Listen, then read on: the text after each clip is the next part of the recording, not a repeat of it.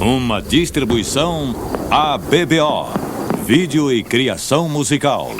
Originalmente produzida para televisão, esta série apresenta evidências que provam a autenticidade da Bíblia Sagrada.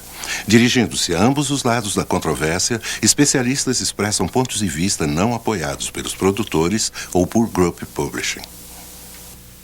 Versão brasileira TVP e JPA, São Paulo. A seguir, cenas de outros programas de Segredos Milenares da Bíblia, série para colecionadores.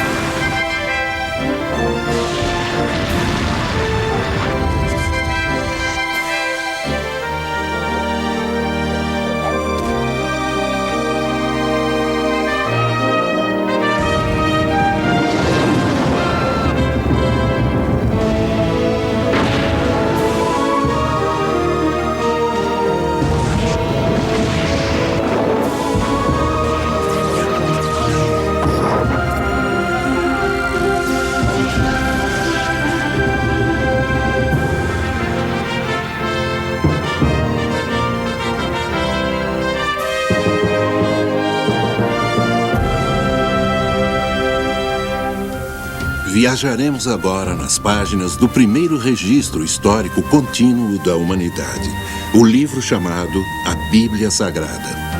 Vamos investigar algumas de suas histórias mais controvertidas e descobrir respostas para perguntas muito difíceis. Será a Bíblia um relato confiável de intervenções milagrosas que salvam as pessoas de um destino iminente e da destruição? Ou será meramente uma coleção de lendas e mitos, como afirmam alguns críticos modernos? Especialistas do mundo todo, tanto céticos quanto defensores da Bíblia, contribuíram para a discussão destas questões bíblicas que poderão chocá-los e surpreendê-los. A Arca de Noé. Houve uma inundação mundial? No topo de uma montanha na Turquia Oriental, escondido sob uma geleira, há um importante elo com o nosso passado distante. Relatórios dizem que é um barco de madeira de 5.000 anos de idade com estábulos e jaulas a bordo. A partir de testemunhos oculares, vocês descobrirão pela primeira vez a verdade por trás da antiga lenda da Arca de Noé. Vocês verão fotos incríveis e imagens de satélite nunca vistas que fornecem incríveis e novas provas sobre o mistério que reside no topo do Monte Ararat. Vocês ouvirão relatos fascinantes de testemunhas oculares de pessoas que viram e fotografaram o antigo barco. Esse programa nos dará informações excitantes que irão clarear essas questões que têm intrigado historiadores e cientistas por milhares de anos. As antigas lendas poderiam ser verdadeiras? Essa é a Arca de Noé? Houve um dilúvio universal que cobriu a Terra inteira, como a Bíblia afirma? E como teria sido para Noé e sua família enfrentar a maior catástrofe que o mundo conheceu? Realmente aconteceu um grande dilúvio universal? Nesse caso, de onde veio a água e para onde ela foi? Admitindo-se que os fósseis de plantas e animais podem provar que houve uma inundação global que destruiu a humanidade na época de Noé, não seria lógico admitir que haveriam artefatos humanos nas camadas sedimentares ou nos depósitos de carvão representando essa civilização pré-diluviana? Se não conseguimos achar tais artefatos, então essencialmente a história do dilúvio de Noé é pura ficção. Onde estão as evidências desses artefatos humanos? Nossa busca pela Arca de Noé não pretende ser uma missão religiosa. Acima de tudo, essa é uma busca arqueológica para determinar se este antigo mistério é verdade ou fábula. Enfim, nossa busca é para encontrar a própria Arca. A Arca é provavelmente o artefato religioso mais conhecido e mais debatido do mundo. Pesquisadores e estudiosos da Arca levantaram muitas perguntas sérias e controvertidas sobre sua possível descoberta. Os avistamentos relatados da Arca no Monte Ararat, na Turquia, são delírios de fanáticos religiosos? São talvez apenas relatos de testemunhas oculares inocentemente enganadas? Nesse caso, como explicar a madeira e os artefatos antigos encontrados no alto dessa montanha árida? Durante muitos anos, pensamos que as respostas finais a essas perguntas estavam perdidas no tempo. Mas agora, tecnologias científicas modernas e explorações arqueológicas estão começando a desvendar muitos dos segredos da história de Noé, há muito esquecidos. Algumas pessoas argumentam que a história da inundação global de Noé, assim como grande parte da Bíblia, não passa de antiga lenda com pouca base, na verdade. Mas quando cientistas e linguistas partiram em busca de fatos, surgiram achados surpreendentes. Charles Berlitz, autor de vários livros, incluindo O Barco Perdido de Noé, é um renomado linguista e tem estudado o relato do dilúvio de Noé detalhadamente. A história de Noé e do dilúvio são praticamente idênticas em todos os diferentes tipos de linguagens antigas, seja persa, babilônica, egípcia antiga, chinesa, sânscrito. A única coisa que muda, ocasionalmente, é o nome de Noé. Não apenas aparece na Bíblia cristã, mas também no Alcorão, a Bíblia do Islão. Lá é contada a história de Noé, ou Nu em árabe, que escapa do dilúvio em uma arca com sua família. Esses relatos certamente ajudam a apoiar a lenda de Noé, mas existe alguma evidência arqueológica que fundamente essas histórias? O relato do dilúvio é encontrado em tabuletas cuneiformes, babilônicas, acadianas e sumerianas, que agora se encontram no Museu Britânico. Elas datam aproximadamente 700 anos antes de Cristo, mas existem relatos mais antigos do dilúvio encontrados em caracteres individuais chineses. Esses caracteres chineses datam de muito tempo. Encontramos as formas mais antigas de caracteres chineses em vasos de bronze. São vasos cerimoniais e a escrita se encontra dentro dos vasos. E a escrita leva o nome de escrita de bronze. Esses vasos de bronze datam da época da dinastia Shang, cerca de 1700 antes de Cristo, apenas 600 anos depois do dilúvio. Um estudo das tradições universais e dilúvios revela que há mais de 200 relatos. Também descobriu-se que essas tradições são universais em sua distribuição e têm muitos elementos em comum. Encontramos evidências históricas tanto de Noé quanto do dilúvio. 272 menções, para ser exato, em todas as civilizações e culturas do mundo, incluindo as culturas astecas e incas que os espanhóis encontraram no Novo Mundo. Apesar de todos os antigos relatos reportados, a maioria das pessoas pelo mundo achava que a história da Arca era apenas uma velha lenda. Parte do problema era que havia apenas um relato escrito amplamente conhecido sobre a Arca de Noé, a Bíblia Sagrada. A credibilidade da história de Noé foi fortalecida a partir de uma fonte improvável, de uma maneira totalmente acidental, por esse homem. Em meados de 1800, George Smith, um gravador profissional, costumava passar suas horas de almoço no Museu Britânico. Eu não era um arqueólogo formado, mas tinha uma enorme fascinação por coisas de natureza histórica. Meu interesse especial era para com artefatos da antiga Assíria, apesar de nunca ter estado nessa parte do mundo. Eu tinha lido intensamente tudo disponível a respeito das culturas do Oriente Médio e estava totalmente cativado pelo assunto. Como frequentador assíduo, Smith havia ficado amigo do diretor do museu, que se impressionou com a inteligência e o entusiasmo desse homem. Foi oferecido a Smith um trabalho especial. Era preciso alguém que juntasse algumas das 25 mil tabuletas cuneiformes de argila desenterradas na antiga cidade de Nínive, datando do 6º século antes de Cristo. Os 10 anos seguintes de minha vida foram passados juntando essas antigas tabuletas de argila. Mas era mais do que um complicado quebra-cabeças. As inscrições daquelas tabuletas que eu traduzi provocaram um profundo efeito no mundo da arqueologia.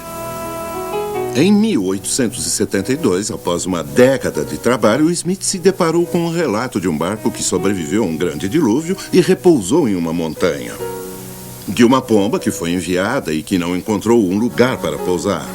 A história contada nessas tabuletas, conhecida como Épico de Gilgamesh, coincidia exatamente com a história de Noé na Bíblia, sugerindo que o relato bíblico era bem mais do que uma ficção lendária.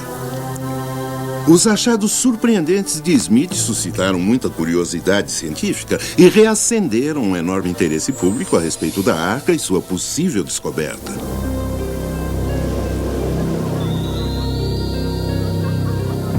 De acordo com a Bíblia, ninguém acreditou em Noé e seu aviso de um grande dilúvio. Então, quando tudo começou, os espectadores que estavam ocupados ridicularizando Noé e sua família não se preocuparam quando a chuva começou a cair. O aguaceiro foi muito além do que podiam ter imaginado.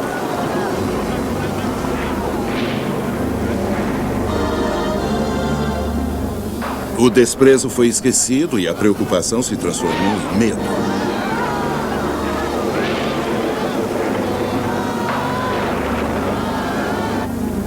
Mesmo entre os 8 a bordo, a incerteza crescia.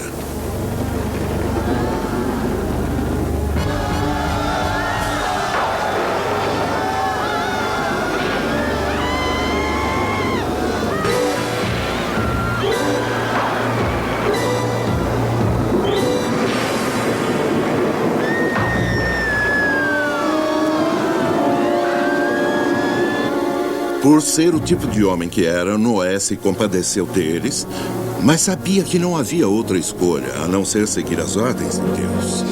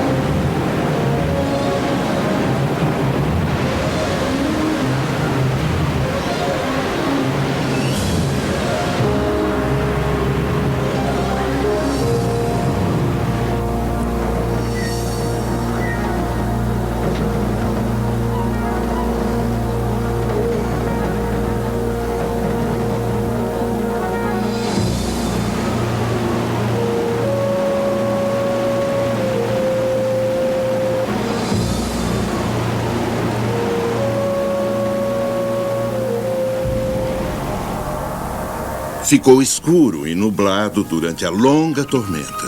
Então, o primeiro surgimento do sol foi uma revelação. O sol! Venham todos! Rápido! Estão vendo? A luz do sol! Está na hora de abrir o alçapão.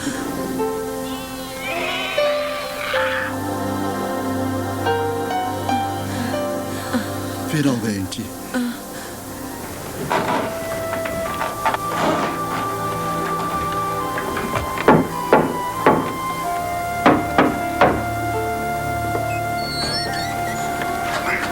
Incrível.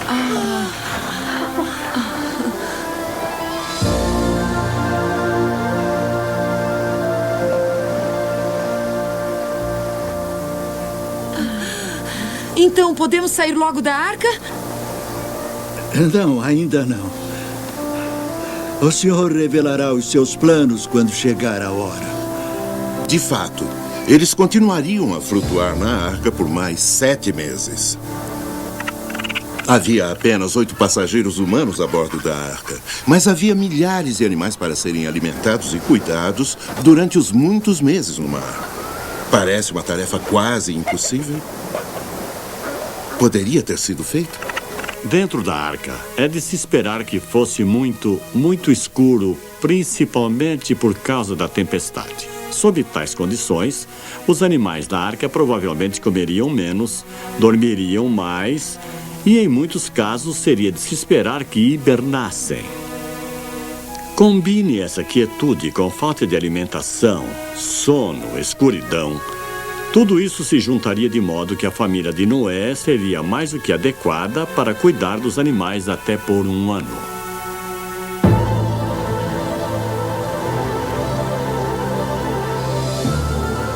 No Gênesis, lemos que as águas se ergueram e que todas as montanhas altas sob o firmamento inteiro ficaram cobertas.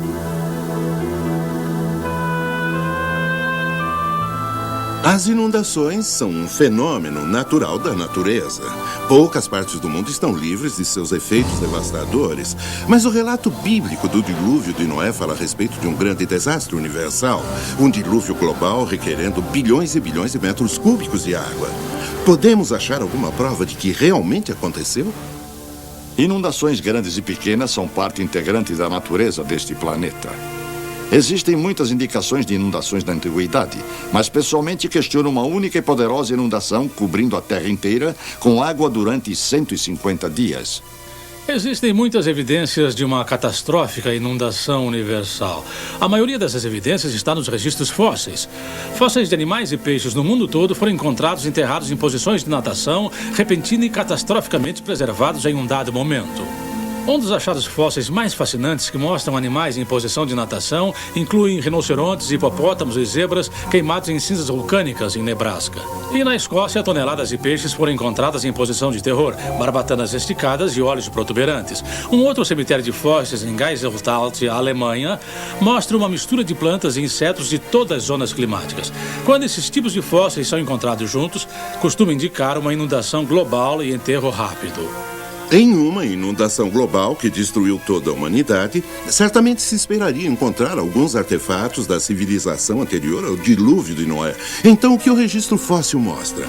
Artefatos humanos pré-diluvianos foram encontrados? A resposta parece ser sim. Esse pote de ferro, agora exposto no Museu de Arkansas, foi encontrado incrustado em um pedaço de carvão na fábrica de energia elétrica municipal de Oklahoma em 1912. Achei esse sino num pedaço de carvão quando jovem e alimentava uma fornalha na Virgínia do Oeste. E deixei cair um pedaço grande de carvão e quando se quebrou, havia algo saindo dele. Nos meses seguintes eu extraí esse sino. O sino mede aproximadamente 18 centímetros. Tem um deus pagão em cima e um badalo de ferro. E o sino funciona muito bem. Com o tempo, eu descobri que é feito de latão e bronze, mas arsênico, sódio e antimônio que não são encontrados em ligas que temos nos Estados Unidos hoje. Historicamente, esse sino cerimonial pagão é muito bem descrito no relato do Gênesis encontrado em 4:22, que diz que Tubal-Caim era um artífice de latão e ferro. Portanto, isso provavelmente é um objeto de uma civilização pré-diluviana e poderia ter sido levado pelo dilúvio de Noé até o carvão. Esse antigo martelo manufaturado foi originalmente encontrado em junho de 1934 no Texas Central, perto da elevação Uplift. Eu levei esse artefato ao laboratório TEL em Columbus, Ohio, o mesmo laboratório que analisou as pedras da Lua. A análise dos elementos mostra que é 96,6% ferro, 0,74% enxofre e 2,6% cloro. Os físicos nos dizem que, sob as condições atmosféricas de hoje, não se pode combinar cloro com ferro metálico e, no entanto, aí está. Pesquisas indicam que a atmosfera pré-diluviana é a única explicação plausível para o forjamento dessa liga metálica. Devido às condições pré-diluvianas da época de Noé, esse martelo foi forjado na geração de Tubal-Caim e Noé e depositado no dilúvio universal da época de Noé. E quanto ao próprio Monte Ararat, onde a Bíblia afirma que a arca pousou? Se ele tivesse sido submerso, como a Bíblia diz que todas as montanhas foram, podemos ver alguma evidência de que isso realmente aconteceu? Notei duas coisas em particular no Monte Ararat, de um ponto de vista geológico, que indica que essa montanha vulcânica de 5.200 metros esteve embaixo d'água. Primeiro é a ocorrência em cima do Monte Ararat chamada de almofada de lava. A almofada de lava é uma formação particular que ocorre quando a lava fundida emerge da terra abaixo d'água. Isso indica que a montanha esteve embaixo d'água. Em segundo lugar, encontramos cristais de sal no Monte Ararat que só poderiam ter se formado embaixo d'água. Esses cristais de sal, encontrados na elevação de 4.300 metros, indicam que pelo menos até a linha de gelo e neve permanentes, essa montanha esteve embaixo d'água. Então, as evidências se somam, indicando que provavelmente houve de fato uma inundação universal. Parece cada vez mais que os eventos em torno da história bíblica de Noé pode de fato ser verdadeira. O devastador dilúvio universal de Noé, juntamente com os legendários 40 dias e 40 noites de chuva, é uma das histórias mais duradouras e dramáticas da Bíblia. Mas, ao aceitar essa história do dilúvio como verdadeira, nos deparamos com algumas perguntas muito difíceis. De onde veio toda aquela água? Como ela subiu e cobriu toda a massa de terra? E depois do dilúvio, para onde ela foi?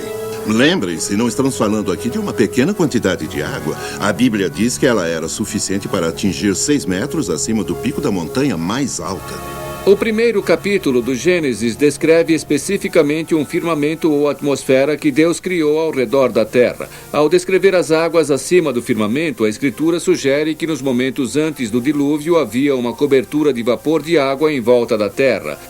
Algo como espessas nuvens de chuva que ajudavam a moderar a terra e a proteger o seu clima.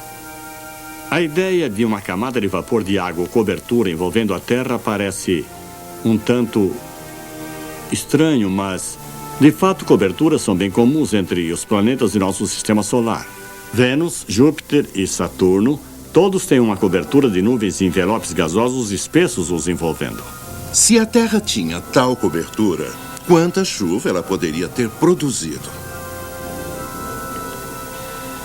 A cobertura de vapor teria precipitado no máximo 12 metros de água diretamente. Mais ainda, a água liberada por erupções vulcânicas durante o dilúvio teria mantido uma chuva pesada caindo durante 40 dias e noites, ficando mais leve à medida em que começou a existir nosso atual regime de tempo. Nossos especialistas indicaram que o grande dilúvio começou e a água veio de 3 lugares. Fontes subterrâneas jorrando, chuva vindo da cobertura acima e água dos oceanos existentes se derramando sobre a Terra. Mas o que teria provocado essa série de incríveis eventos? Uma teoria proeminente sugere que procuremos a resposta além do céu. Ao observar as luas e planetas de nosso sistema solar, fica claro que muitos deles passaram por períodos de bombardeamentos pesados de meteoros. Mesmo na Terra, com seu alto grau de erosão, foram descobertos mais de 100 antigos locais de impacto. É certamente plausível que um desses resultou em uma série de cataclismos que levaram ao grande dilúvio. Como causa específica da inundação e dos violentos abalos terrestres, a teoria do meteoro é das mais plausíveis. Para explorar ainda mais o assunto, procuramos o diretor aposentado de um dos principais laboratórios de pesquisa e desenvolvimento do Departamento de Defesa, o Dr. Walter Brown. Podemos ver em nosso planeta 17 aspectos muito estranhos que podem agora ser sistematicamente explicados como sendo o resultado do cataclismo de um dilúvio global, cujas águas irromperam de câmaras subterrâneas com uma liberação de energia excedendo a explosão de 10 bilhões de bombas de hidrogênio. Essa explanação nos mostra quão rapidamente as maiores montanhas se formaram. Ela explica os depósitos de carvão e óleo e a rápida deriva dos continentes. No piso do oceano existem enormes valas e centenas de fendas e vulcões. Isso explica a formação de camadas e da maioria dos fósseis dos mamutes congelados, a assim chamada era glacial e os maiores cânions, especialmente o Grand Canyon. A Terra pré-diluviana provavelmente tinha apenas um enorme supercontinente coberto com viçosa vegetação. Havia mares e rios principais. As montanhas eram menores que as de hoje, mas talvez com 2.700 metros de altura. De acordo com a teoria da hidroplaca, a Terra pré-diluviana possuía muita água subterrânea, cerca de metade do que tem agora em nossos oceanos. Essa água era contida em câmaras interconectadas, formando uma placa delgada esférica com cerca de 800 metros de espessura, talvez a 16 quilômetros abaixo da superfície da Terra. A crescente pressão da água subterrânea esticou a crosta, como um balão se estica quando a pressão de dentro aumenta. Falhas na crosta começaram com uma rachadura microscópica, que cresceu em ambas as direções a uns 5 quilômetros por segundo. A rachadura, seguindo o caminho de menor resistência, circundou o globo em aproximadamente 2 horas. À medida em que a rachadura correu, Ao redor da terra, a crosta superior de rocha se abriu como um rasgo em um tecido esticado. A água subterrânea estava sob extrema pressão devido ao peso dos 18 quilômetros de rocha se pressionando contra ela. Então a água explodiu violentamente para fora da ruptura. Ao longo da ruptura circundando o globo, fontes de água se projetaram supersonicamente a quase 32 quilômetros em direção à atmosfera. O borrifo dessa enorme fonte produziu chuvas torrenciais como a Terra jamais havia experimentado antes ou depois. A Bíblia afirma que todas as fontes das profundezas jorraram em um dia. E ela descreve esses eventos de 5.000 anos atrás, que agora podemos ligar cientificamente. Parte da água se projeta acima da fria atmosfera, se converte em cristais de gelo, produz grandes pedaços de gelo enterrando, sufocando e imediatamente congelando qualquer animal, inclusive os mamutes da Sibéria e do Alasca. As fontes de alta pressão provocaram erosões na rocha em ambos os lados da rachadura, produzindo volumes enormes de sedimentos provenientes dessa água enlameada na terra toda. Esses sedimentos aprisionaram e enterraram plantas e animais, formando o registro fóssil. Essa erosão ampliou a fenda. A largura ficou tão grande que a rocha comprimida abaixo da câmara subterrânea se projetou para cima, fazendo nascer a cadeia mesoceânica que envolve a Terra, como a costura de uma bola de beisebol. As placas continentais, as hidroplacas, ainda com água abaixo delas, deslizaram morro abaixo, se afastando da ascendente cadeia atlântica. Depois das placas continentais, em lenta aceleração, terem alcançado a velocidade de 72 km por hora, encontraram resistências, se comprimiram e enrugaram. A porção de hidroplaca que enrugou para baixo formou as fossas oceânicas e as que enrugaram para cima formaram as montanhas. É por isso que as maiores cadeias de montanhas são paralelas às cadeias oceânicas das quais deslizaram.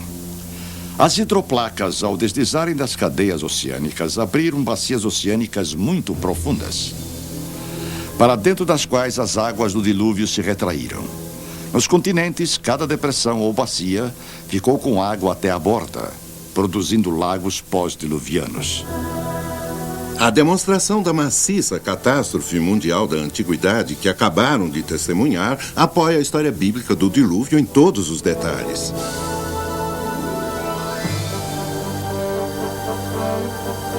Durante sua longa provação no mar, Noé e sua família tinham a sua fé, mas muito poucas respostas. Quanto tempo iria durar a inundação? Encontrariam terra antes de ficarem sem comida para si e para os animais? Se tiver terra lá fora, ela encontrará. Primeiro, Noé enviou um corvo para ver se havia terra seca em algum lugar. Mas o corvo apenas voou por ali, provavelmente se alimentando de fragmentos flutuantes.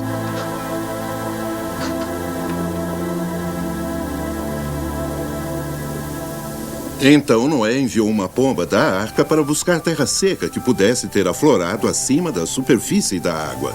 Mas a pomba voltou, não tendo encontrado um lugar de repouso. Mais tarde, a pomba foi enviada novamente. Dessa vez, ela voltou segurando um ramo de oliva em seu bico, indicando que a água do dilúvio tinha baixado.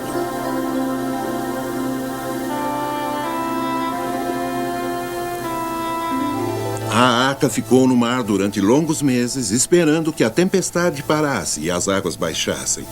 Finalmente, ela repousou nas montanhas Ararat. Agora, 8 meses após o dilúvio começar, outros picos de montanhas descobertos começaram a ficar visíveis. Noé e sua família seguiram as ordens de Deus e continuaram a bordo da arca para sua segurança e a dos animais. Era seu único lar e abrigo. Foi no 10º mês que Noé subiu na parte mais alta da arca. Lá ele abriu o alçapão que permitiu que alcançasse o telhado do grande barco. Ele subiu no teto para poder ver em todas as direções de onde a arca tinha pousado. A paisagem deserta ainda mostrava a fúria da inundação devastadora. Ainda se passaram mais 6 dias antes de Noé achar seguro o bastante para sair da arca.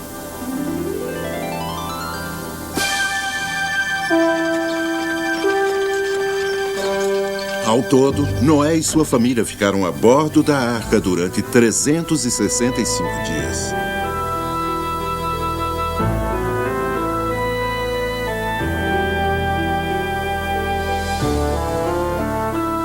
E as criaturas da terra foram libertadas novamente. A confiança de Noé no comando de Deus foi um enorme ato de fé, mas foi uma fé bem recompensada. Noé e sua família foram os únicos humanos a sobreviver ao grande dilúvio e, devido à fé de Noé, o Senhor prometeu nunca mais trazer tamanha destruição. E pela primeira vez na Terra, colocou um arco-íris no céu, selando sua promessa à humanidade. O relato do dilúvio de Noé foi uma provação comovente e dramática para Noé e sua família. Mas podemos encontrar alguma verificação científica de quando o dilúvio ocorreu? E alguma documentação com relação ao arco no céu? Todas as datas que são dadas na Bíblia, especialmente aquelas dadas por Noé, são baseadas na Lua e no Sol. Podemos, com a astronomia e o conhecimento que temos hoje, voltar e duplicar com precisão o que ele viu no céu. Ao fazer isso, descobrimos que Noé entrou na arca num domingo, 14 de maio de 2345 a.C. O relato bíblico nos diz que Noé deixou a arca depois de ficar nela 365 dias.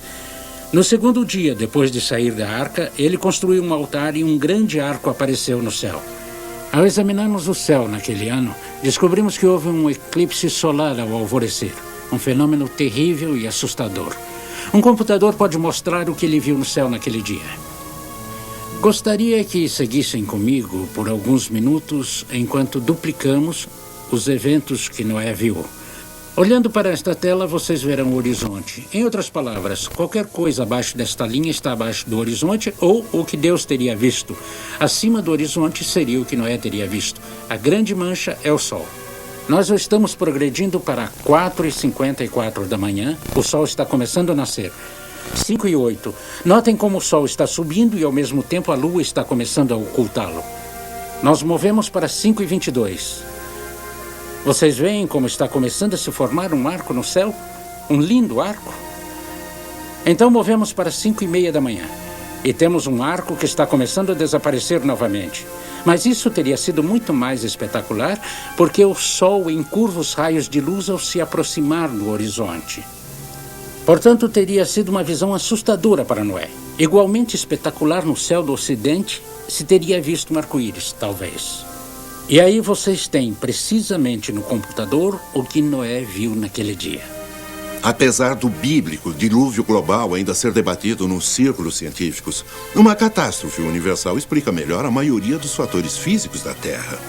Igualmente convincentes são os artefatos encontrados no carvão e depósitos sedimentares, assim como os quase 300 relatos culturais de inundações e a evidência astronômica. Todos eles concordam e apoiam o relato bíblico do dilúvio. Essa história é mais do que um relato de um homem, sua família e um zoológico cheio de animais sobrevivendo a uma catástrofe mundial em um grande barco. É o relato do julgamento de Deus de um mundo cheio de pessoas que seguiram seu próprio caminho, e da proteção misericordiosa de Deus para com os poucos que o seguiram. Deus ainda quer que tenhamos fé ao segui-lo. Se ele estivesse mandando fazer uma arca hoje, você estaria trabalhando ao lado de Noé? Ou você seria um dos céticos? Algo a se pensar.